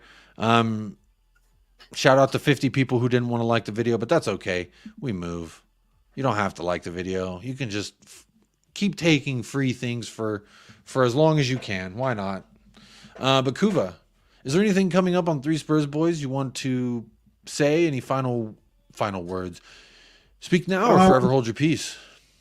Well, Bobby K and I on Saturday evening, Saturday evening, we decided we'll do a little pop-up show, and we're just going to invite guests on to talk for 5 minutes about whatever they really want.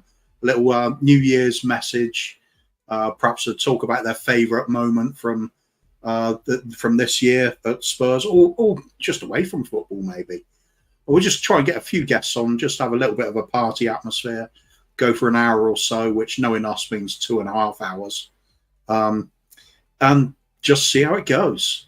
So, we tend to stray away from the football and just have the fun vibes. But, if we've won against Brighton, well, I think we'll have a little bit of football talk as well. So there we go.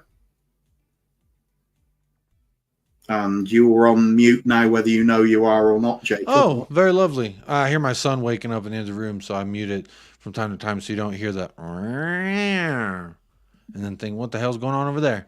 But look, my final thoughts are,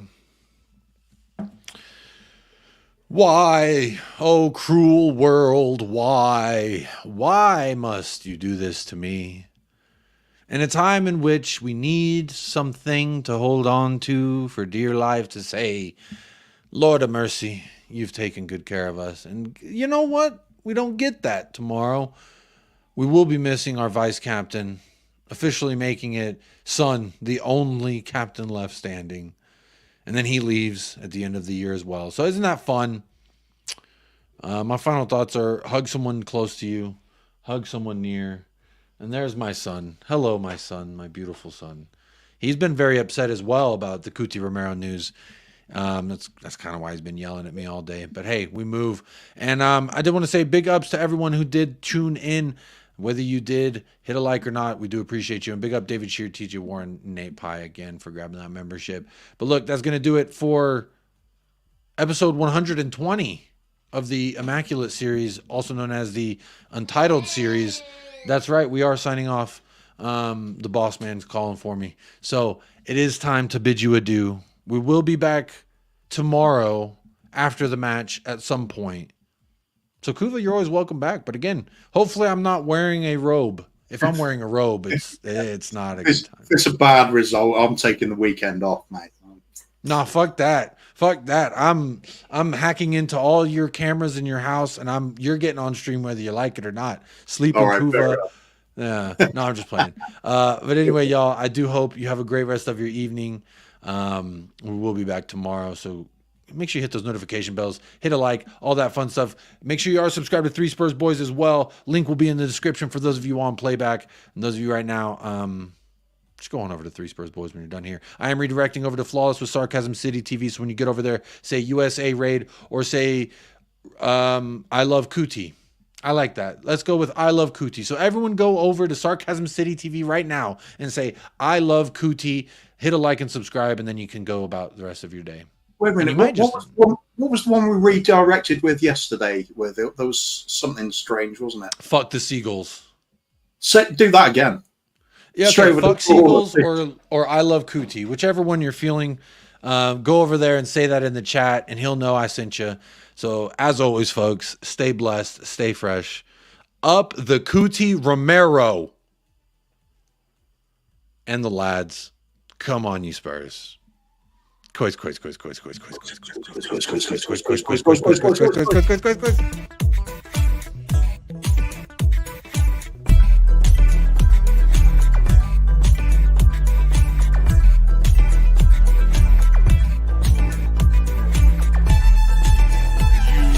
United Spurs of America, with your hosts, Michael and Jacob.